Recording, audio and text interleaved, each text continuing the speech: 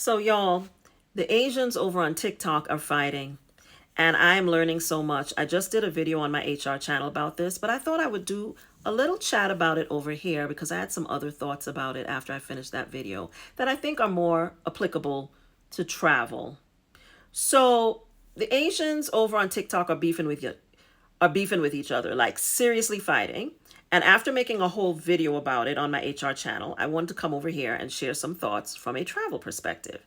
Because, baby, this rabbit hole, it has been fascinating. So, this Monday's musings are going to be about takeaways from a travel perspective from the Asian TikTok beef. So here's the thing. I've been deep in these TikTok streets watching these creators unpack beefs between different Asian groups, and I'm learning quite a bit. And it's connecting a lot of dots for me on things that I've observed while traveling. So there's this one sister in particular who breaks it all down across cultures. She's constantly in the TikTok business of folks from all around the world, analyzing what's going on and bringing it back to Black TikTok for us to know about it. I'll try to link one of her videos in the description because she does it really well and she's hysterical to watch. But let me share my takeaways from going down the rabbit hole and from traveling a bit, not a whole lot, but a little bit in Asia. So I've told you before, the places in Asia that I've been so far is Bali, Indonesia, and I've been to Thailand. First of all, Asia is huge. It's a huge continent, just like Africa, and Asia is not a country. Side note, Africa has 54 countries. Please and thank you, because I get really frustrated when people refer to Africa as a country. And when people say Asians, they're lumping together a massive range of cultures, histories, ethnicities, languages, religions, and lived experiences. I imagine that when Asian people hear others referring to Asia as if it's a country, it must be frustrating to them too. It's like asking someone where they're from and they answer Africa. Child, which part? Now, the thing that I learned is that the beef historically is very deep.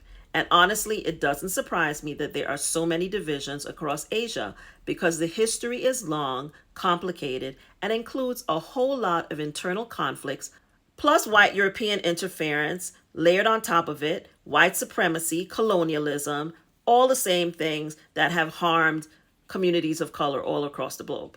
But even without Europe, they already had their own issues.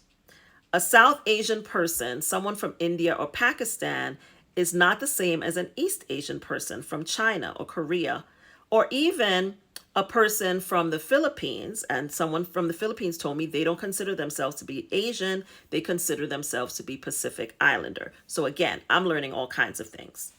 But the point is, these communities have their own histories, stereotypes, resentments, and prejudices about each other. One of the things I learned watching these videos, there is some deep dislike of Japanese people in parts of Asia, way deeper than I realized. Of course, I knew Japan was, let's say, problematic during World War II, but I did not know the beef ran wider or that deep, or that so many countries still hold resentment because apparently Japan colonized a lot of countries in Asia, even before the whole World War II thing. And then there were issues of Korea versus everybody. And then, of course, China, the big papa of the region, because so many people across Asia descend from China, who, of course, descend from Africa. But let me not open that wormhole today, because some of y'all will lose your minds. So let me just mention some of my observations during my limited travel in Asia. From my own experience, as I've said, I've been to Thailand and Bali, Indonesia, and Bali is actually where I have a group trip coming up in June 2026. It was totally sold out. I was able to open up a couple of spots and those sold out really fast. So the trip is once again completely sold out as I'm making this video. But one of the things I noticed when I was in Bali, I was on the beach more than once, and I noticed a lot of the local women covering themselves from head to foot to avoid getting dark in the sun. And I asked someone about it, and they explained to me that that's why the women were dressed that way. And I made a mental note about it. Then I noticed a lot of the women wearing makeup that was obviously lighter than their actual bodies. Their makeup didn't even match their faces. And I made a mental note of that. And then, of course, I noticed the proliferation of local women with white men. And I made a mental note of that, right? And I, have seen these things in their own form in Africa, on the continent. So I'm not knocking people from Asia per se. I am just saying that I observed that a lot of the same things that I noticed on the continent of Africa and the Caribbean, like the skin lightening, and people, not wanting to be out in the sun too long, which is also an issue, in Black American community, was and still is. All of these things, are descended from colonialism and white supremacy. That's just the honest truth. So every culture has their own way of seeking proximity to whiteness. And it all, as I always say, all roads lead to white supremacy. I truly believe that Asia is a place worth exploring more. Japan is high on my list. I really want to go to Tokyo, Osaka. I'm working on figuring out the timing because Japan is very popular and therefore expensive at certain times of year. And I'm trying to hit an off-season window that's not typhoon season. So that's something I'm working on like right now.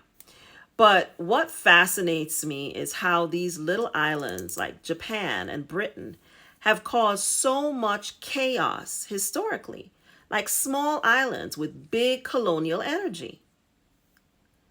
Why do y'all think that is?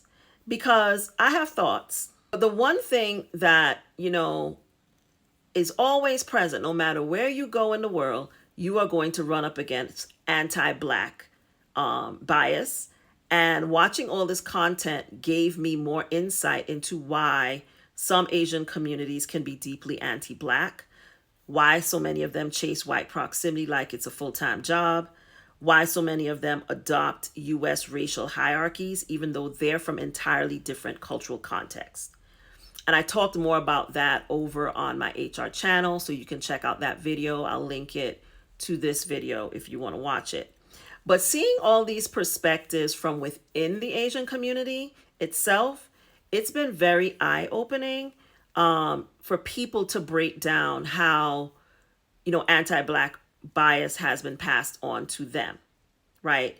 And then another thing, Asian Americans are very different from Asians in their home countries, just like Black people in the US are different from Black people in the Caribbean and Black people on the continent of Africa.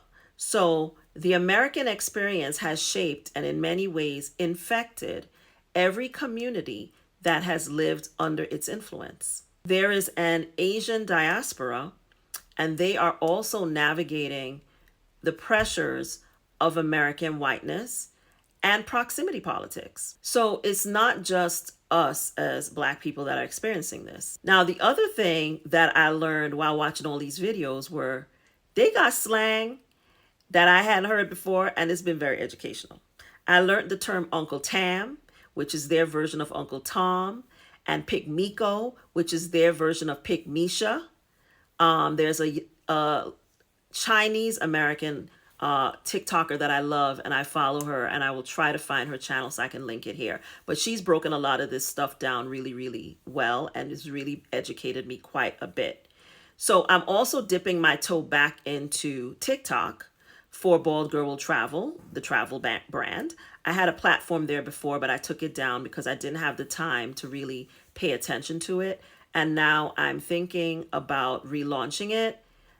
Well, not I'm thinking about relaunching it. I have relaunched it. And this time I'm planning to be a lot more intentional about how I use it because I've created a plan for how I'm going to use it. And honestly, I feel like there are things that I want to explore and talk about that are better suited for TikTok than YouTube. And yes, I'm still going to cross-post certain content, but I have a lot of interest beyond just style and travel. Or maybe it's better to say I have a lot of interest within the style and travel realm, and TikTok gives me room to really expound on those in a way that feels natural and not as natural on YouTube, if that makes sense. And I'll explain more later this week about that. I'm also thinking about dipping my toe back into another area that I think is much more appropriate for TikTok, and I'll share more about that later in the week.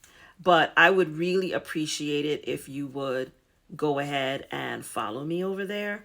There isn't a lot of content yet, but I am actively building up the platform and my following. And I have linked my TikTok in the description of this video. So if you could go to TikTok and find me at A Bald Girl Will Travel so you don't miss what's coming. And I'll be talking more about what's coming in a video later this week. So yeah, the Asian TikTok rabbit hole has been teaching me a lot.